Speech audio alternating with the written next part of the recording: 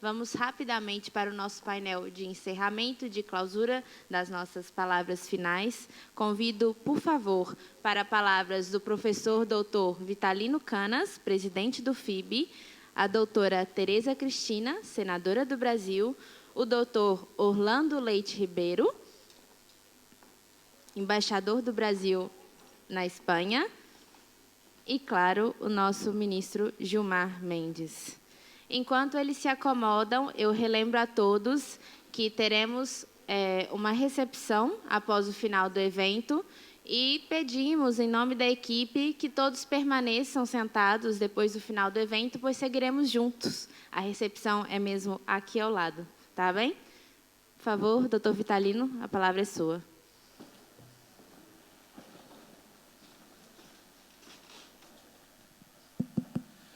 Muito boa tarde.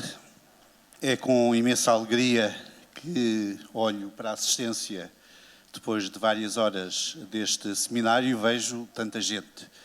Era esta uma das questões que a direção do FIB ponderou bem quando escolheu esta data, era a possibilidade de termos uma boa audiência que justificasse a preparação deste seminário. Vejo que foi, de facto, uma decisão, uma opção que teve sucesso, e penso também que a qualidade dos intervenientes desta sessão justificou plenamente a vossa presença. Agradeço, em nome do FIB, a todos terem ficado aqui conosco a discutir estes temas interessantes.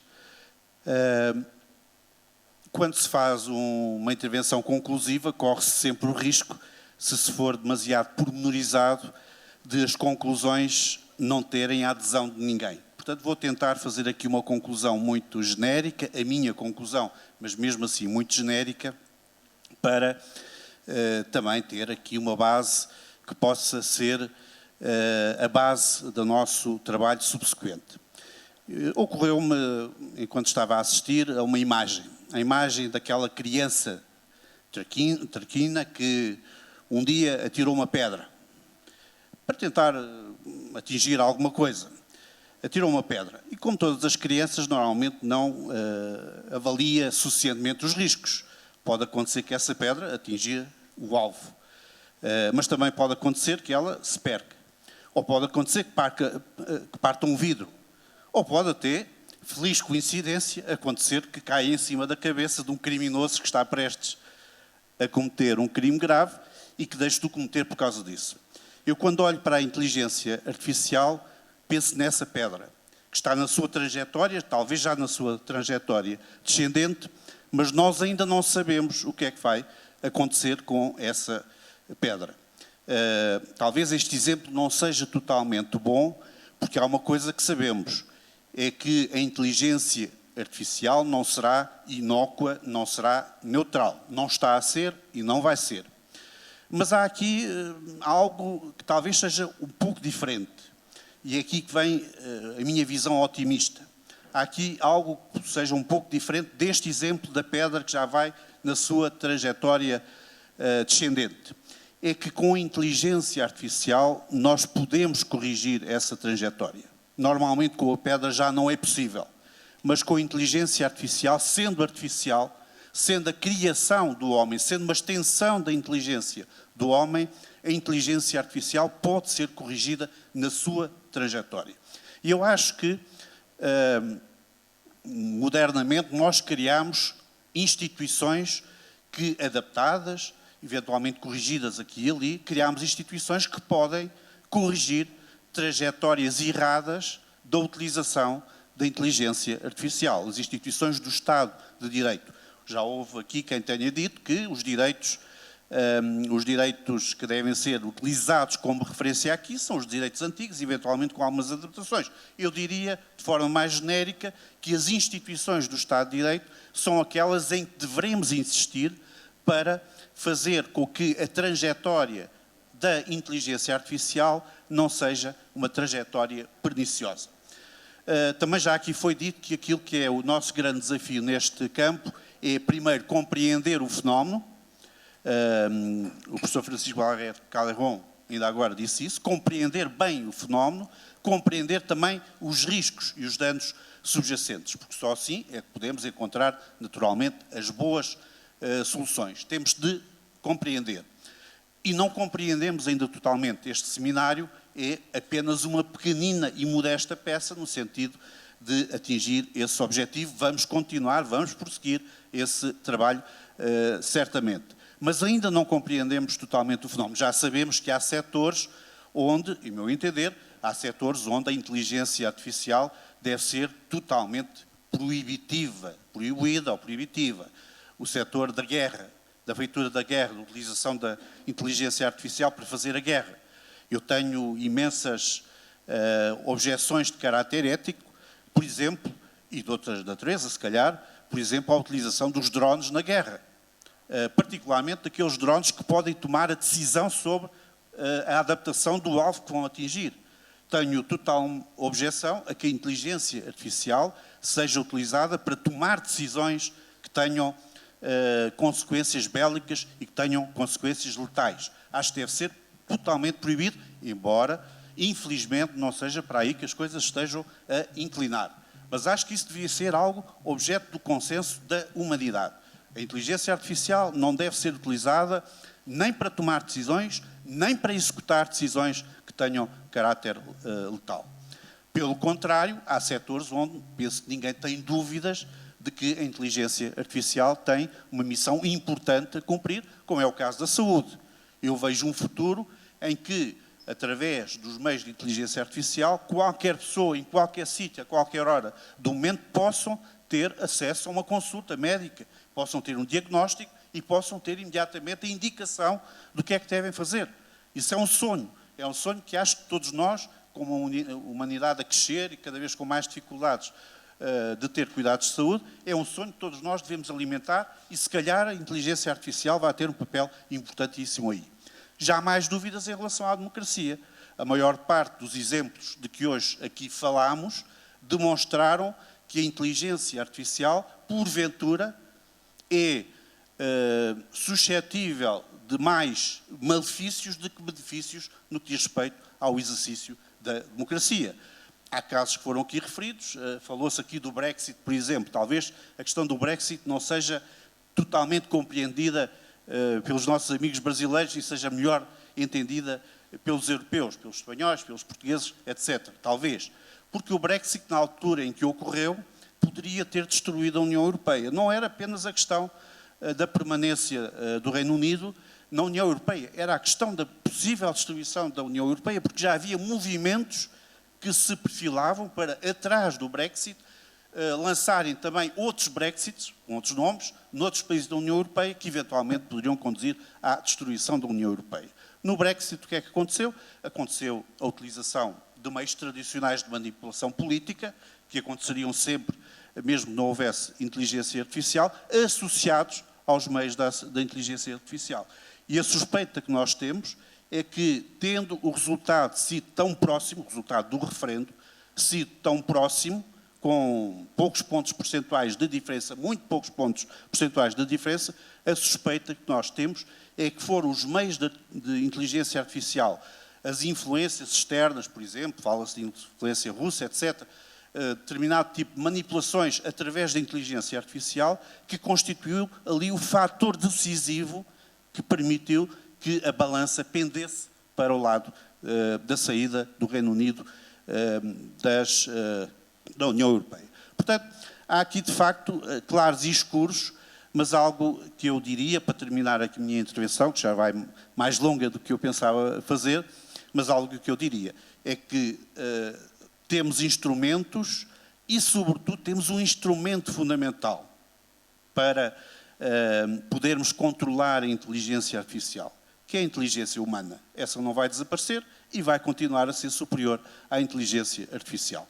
Queria terminar a minha intervenção agradecendo também à equipa do FIB, a começar naturalmente pelo José Roberto Afonso, que é um espírito criativo e executor destes nossos projetos, grande mentor do sucesso, ao Eduardo Jorge, o outro membro da direção, também a todos os funcionários e colaboradores do FIB, na pessoa da doutora Dilma, da nossa secretária-geral. Não vou mencionar todos os nossos funcionários que aqui estão, até porque poderia cometer a injustiça de me esquecer de algum, e todos eles foram importantíssimos para o sucesso desta conferência, deste seminário, e queria também agradecer aos nossos parceiros, desde logo, e a começar, já que vou passar a palavra de seguida, ao Sr. Embaixador e à Embaixada do Brasil em Espanha, que nos deu uma ajuda inestimável, sem a qual nós não teríamos conseguido, a partir de Portugal, organizar este evento. Muito obrigado a todos.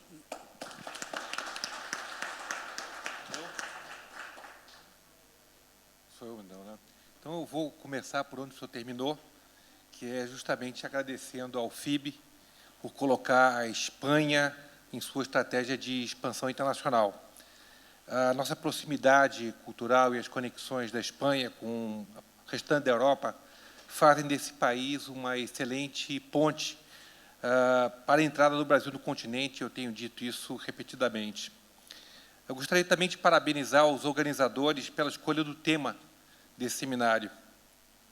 Grande parte das vezes que eu discursei aqui na Casa de América, eu abordei o tema e a importância dos desafios dos fluxos bilaterais de comércio e de investimento. E, como vocês sabem, a Espanha é o segundo maior investidor estrangeiro no país.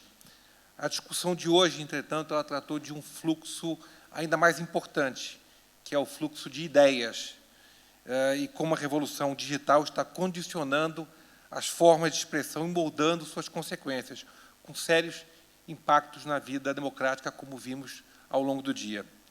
E eu acho que o momento não podia ser mais oportuno. Foi dito também em algum painel na parte da manhã que este ano de 24 é um ano-chave. Nós teremos países que 49% da população mundial vai eleger novos líderes, alguns não tão novos assim. Então, temos países como Índia, Estados Unidos, Rússia, México, Uruguai, Reino Unido. A lista ela se estende por 64 países e mais a União Europeia. E, como nós vimos também ao longo do dia, a rápida evolução da tecnologia ela tem influenciado a forma como o eleitor faz suas escolhas nas urnas. O tempo do horário eleitoral gratuito, que era entre o Jornal Nacional e a novela das 8, já se acabou, né? Agora a informação ela chega ao leitor personalizada via algoritmo. E, como também vimos ao longo do dia, a escalada do extremismo ela decorre, em grande medida, dessa avalanche de conteúdo alinhado às crenças de cada cidadão, eliminando qualquer espaço para opiniões divergentes, dúvidas e matizes, que são elementos essenciais para um debate democrático saudável. Os deepfakes e a desinformação aprofundam ainda mais esse risco de radicalização. Não é sem razão, portanto, que a regulação dessas atividades se tornou um debate global e tema considerado por muitos o principal desafio da humanidade atualmente, no mesmo nível da mudança climática e da fome. Como não há direitos absolutos, é possível afirmar, parafraseando um ministro do Supremo Tribunal Federal, que liberdade de expressão não pode ser confundida com liberdade de desinformação. Mas daí surgem novas questões. Quem pode decidir, de forma isenta e em cada caso concreto, o que é e o que não é desinformação? O mundo tem mais dúvidas que resposta para esses novos e complexos desafios. Isso apenas reafirma a importância do evento de hoje. Finalizando, que a chegada do FIBA a Madrid tenha sido tão agradável quanto a primavera na capital espanhola e que esse seja o primeiro encontro de muitos que estarão por vir. Como sempre, contem com o apoio da Embaixada e com o meu em particular. Muito obrigado.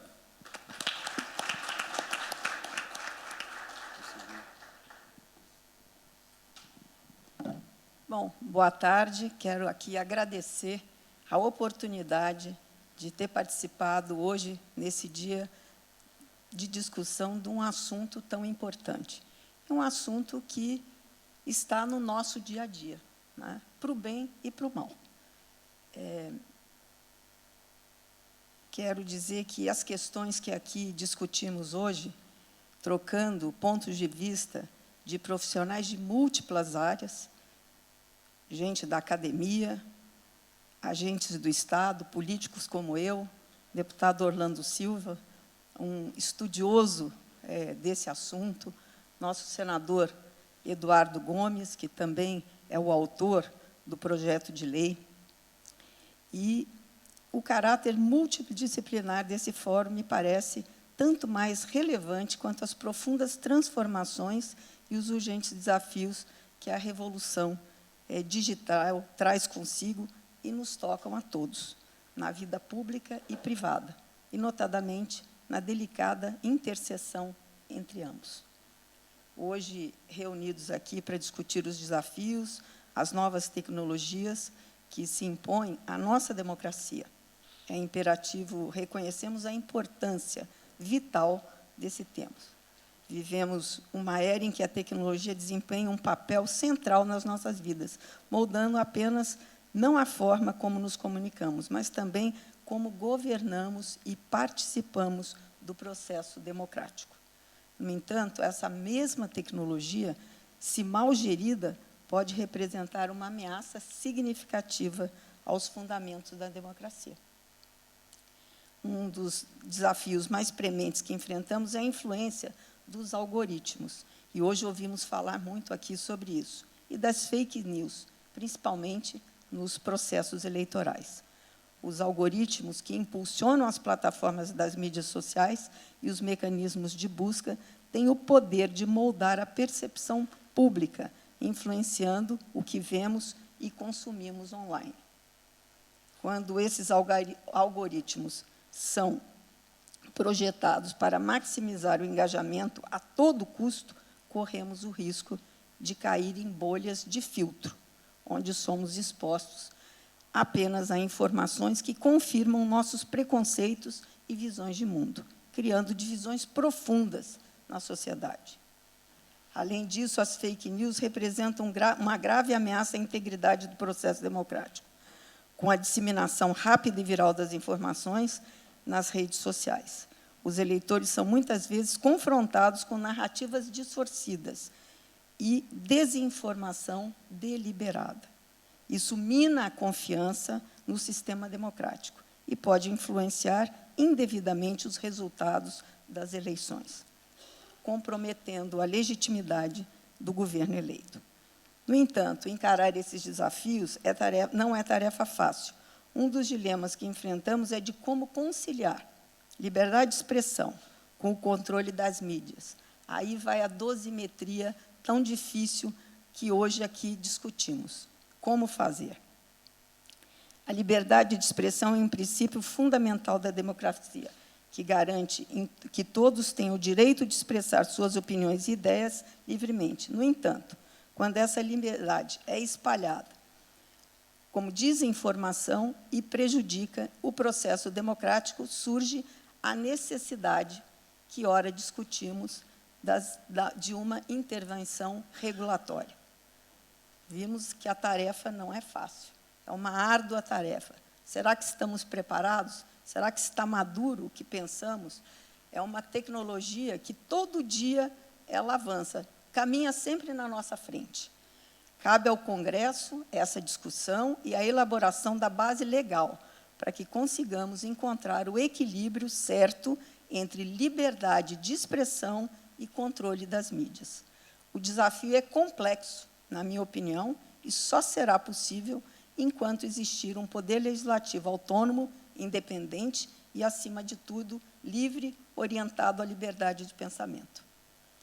Há que se ter presente que a censura excessiva pode sufocar a diversidade de opiniões e restringir o debate público, minando os princípios democráticos que buscamos proteger.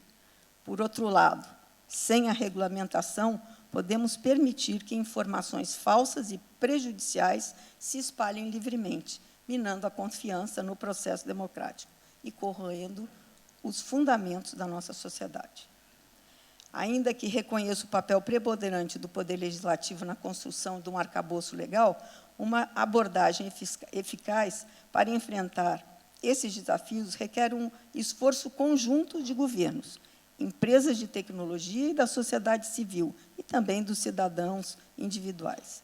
E quero aqui fazer uma menção a uma sugestão recente colocada sobre a mesa pelo ministro Gilmar Mendes, de um grande entendimento, de um diálogo entre Legislativo e Judiciário, entre Congresso e Supremo Tribunal Federal, para que se possa alcançar esse difícil equilíbrio a que venho me referindo. Ao concluir minhas palavras, gostaria, sobretudo, de dizer que esse primeiro encontro do ciclo Transformações, para além da importância acadêmica de que se reveste, nos serve, sobretudo, como uma veemente interpelação a que trabalhamos todos com vigor, em nossos diversos campos de atuação e conhecimento, na busca de soluções inovadoras e colaborativas para enfrentar os desafios e aproveitar as oportunidades que a revolução digital nos oferece. Cabe-nos juntos fazer das grandes transformações que nos traz a nova revolução tecnológica, eficazes instrumentos de integração e aperfeiçoamento institucional, construindo um futuro mais inclusivo, justo e democrático para todos. Muito obrigada.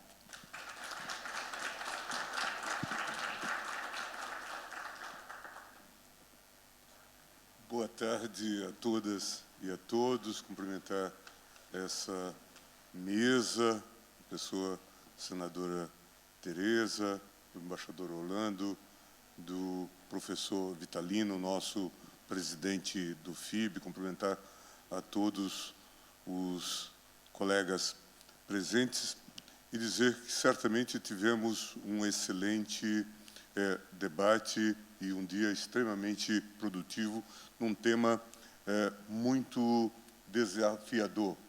Nós sabemos, de alguma forma, e acho consenso, de que a regulação, a regulamentação, ela é fundamental, ela é imprescindível. Mas vimos, inclusive, na abordagem do professor Balaguer, a pergunta sobre de que regulação nós estamos a falar com todas as suas implicações. A questão da inteligência artificial é também um imenso desafio, e sabemos que isso já vem sendo usado. E certamente é usado para o bem e para ações eventualmente perniciosas, inclusive em relação à própria democracia. Como falou aqui o professor Vitalino, recentemente eu ouvi o relato de uma professora e importante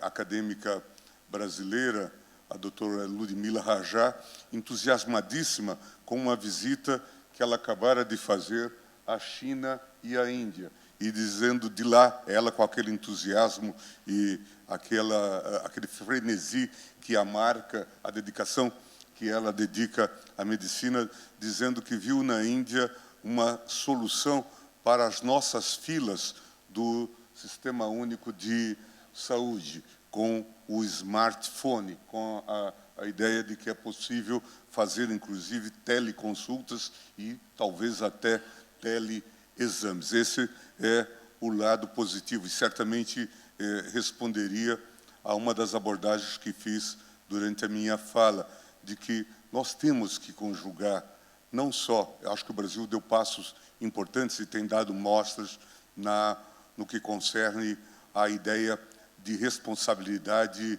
fiscal. Isso é um valor muito presente nas nossas reflexões desde o governo Fernando Henrique Cardoso, onde o Zé teve um papel importante, o Zé Roberto, na construção desse primeiro pré-projeto que se tornou a Lei de Responsabilidade Fiscal. Mas é fundamental que nós também trabalhemos na ideia de maior inclusão social e na ideia de um estatuto de responsabilidade social. É fundamental, portanto, para atenuar as nossas desigualdades e talvez, inclusive, a vulnerabilidade que muitos setores revelam ou a desconfiança que se produz de maneira, às vezes, mais fácil em relação à a democracia. Acho que é preciso que a democracia seja um valor que possa ser cultivado para todos